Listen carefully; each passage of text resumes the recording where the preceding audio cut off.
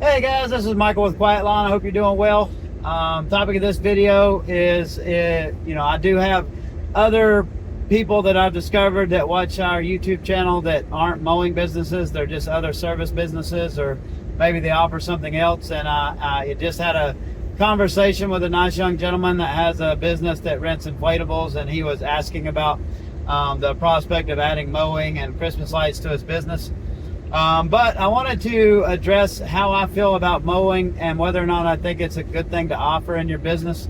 I have made several videos on this in the past, and I have been pretty negative on mowing as a business has done mowing, but I want to kind of go over that and say what I think is good about mowing, what's bad, and situations that I think it's a good idea to add mowing. So first off, I think mowing can be a good business. I think you can make a lot of money with mowing. Well, not a lot of money, but I think you can make you can have a profitable business with mowing. But I think it's very much dependent on your location, where you are in the country, because where we are, and here's why: you need the longest season possible.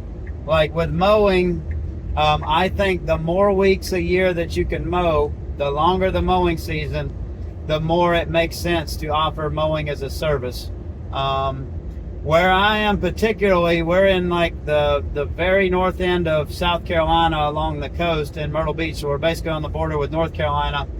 We're in what's called we're right below what's called the transition zone. So most people don't know. Most people have only lived in the same area their whole life. I get a lot of comments like this, but you might not know that the kind of grass that you have up north, say anything above North Carolina, is very different than the grass types that we have in the south. Where you get below like North Carolina and stuff like that. You guys have what's called cool season grasses. That's your fescues, your Kentucky bluegrasses, stuff like that. Below that, like at a certain latitude, when you get to a certain point, like those grasses, it gets too hot in the summer, and those grasses can't survive the summers. So you transition to into what's called warm season grasses. And warm season grasses, they're very, very different. Everything's different about them. The growing season is different. They actually go dormant in the winter, especially if you're like in the farther northern parts, like closer to the transition zone.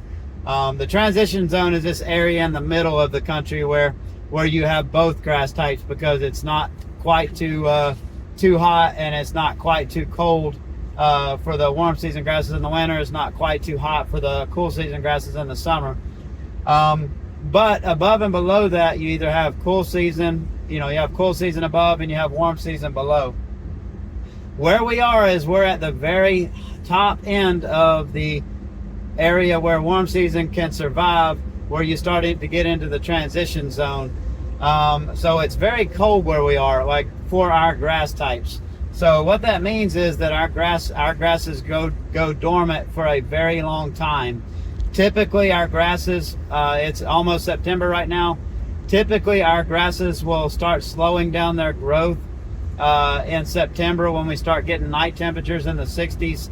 Like overnight, our grasses will start slowing down to where they're not growing very fast at all. So you go from mowing weekly right now, where you can mow weekly right now, to very quickly like bi-weekly, and then even once a month, because once we get into like October and we get like night temperatures in the 50s and stuff like that, the grass is basically shut down and it doesn't grow very much at all. And then it stays very, very dormant until it starts waking up a little bit again in like next March. And even then, like, it's not going to start growing. Like, even then you might mow once a month. You might mow bi-weekly up until the end of May, early June, to where the temperatures get up in the 90s again, which is what these grass types like. And the grass starts growing again, and then you can cut it weekly through the summer. But it's just such a short window to mow that even if you're mowing weekly, you're usually only able to get like 20, 22, 25 cuts a year maximum. So that's just really hard to make that feasible as a business, long-term business, when you can't even cut half the year. You're only cutting half the weeks a year. And that's why we did what we did. We only offer bi-weekly, and I can go into the reasons for that for another week on another video. But in most parts of the country, most people are cutting, 30, 35 weeks a year. Some places maybe 40, 40 or more cuts a year. So if you're in one of those places, you're down in Florida, like where the grass doesn't go dormant and it grows longer because you don't have those cool temperatures nearly as quickly or nearly as long. Like it makes more and more sense to have a mowing business, because maybe you only have 12 weeks of off season and you can fill that with something like Christmas lights or whatever, or just have you guys take off. And places up north, like farther up north where you have a long growing season as well, whereas you're still not too far north where it gets cold really quickly. But if you're in one of those places, geographically, that it makes more sense, it might be good for you to offer mowing. It's not a terrible service. The good thing about mowing, the really good thing about mowing is it's a service. It's probably the easiest service to sell, because basically everybody needs it. And it's it's just an easy sell. It doesn't take a lot of convincing. The pain point, like people buy based on pain, like Jonathan Potoshnik always says. Like people buy stuff when they have a problem. Like if it's pest control or something like that, they're gonna call your company when they see a bug. That might not happen very often. That might happen once or twice a year. But people see their grass getting tall every week or two. So they feel that pain and they say, hey, I need to solve this problem. So mowing is something that, it's very common because people are constantly looking for somebody to solve that problem because it happens so frequently. It's just a very easy sale. Like people understand it. They know exactly what's included. So the good thing about mowing is it's very easy to sell.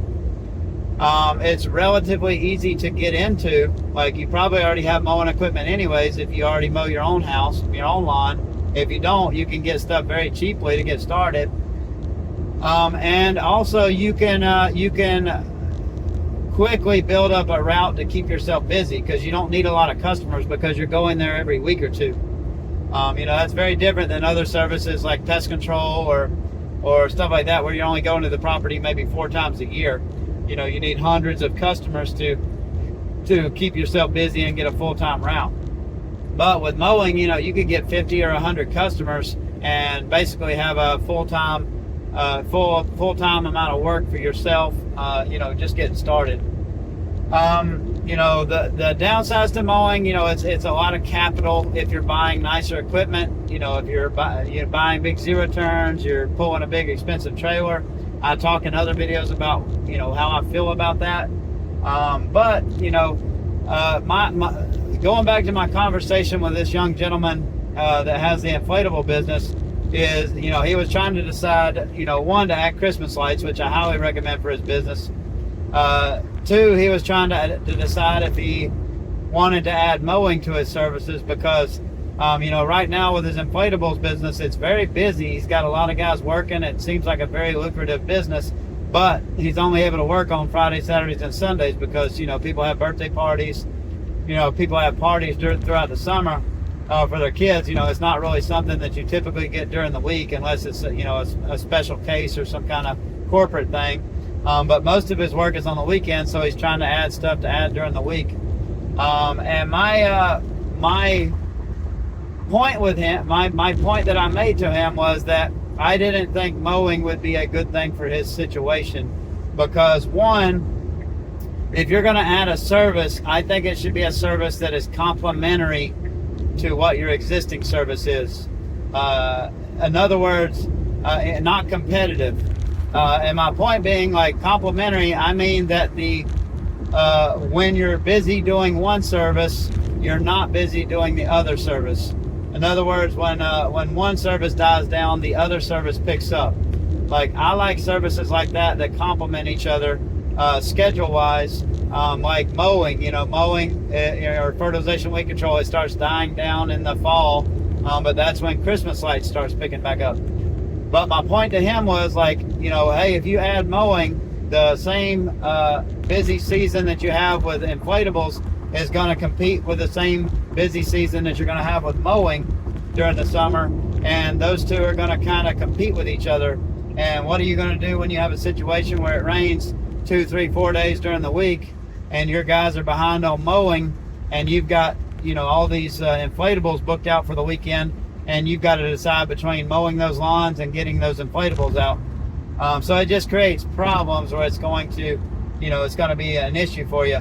The other reason is it's a completely different, you gotta invest a lot of capital into equipment, because, you know, you gotta buy mowers, you gotta have the truck to pull it.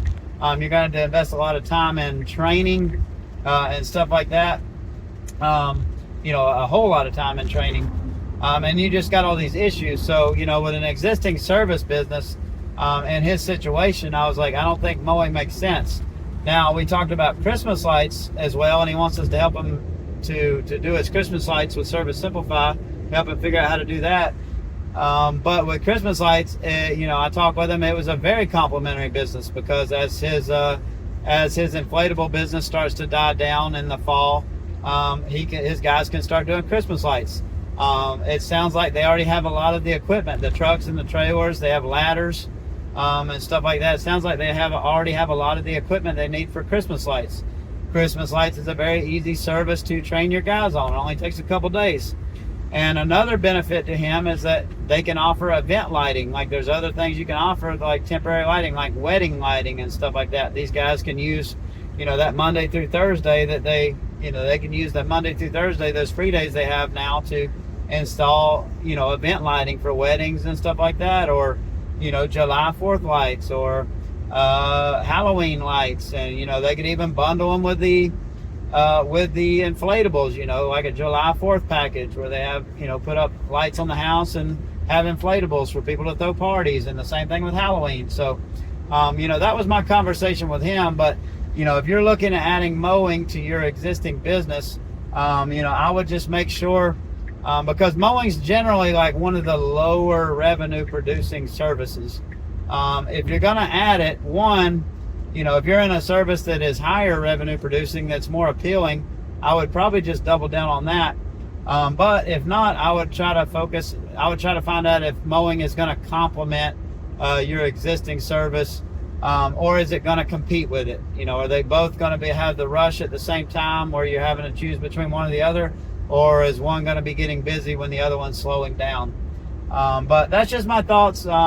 Please leave your thoughts below. I really didn't know that we had a lot of people following the YouTube channel that weren't specifically in lawn care. So, you know, if there's any questions you have about lawn care or different services that we offer, please leave them in the comments below. I'd love to make a video to explain it better to you.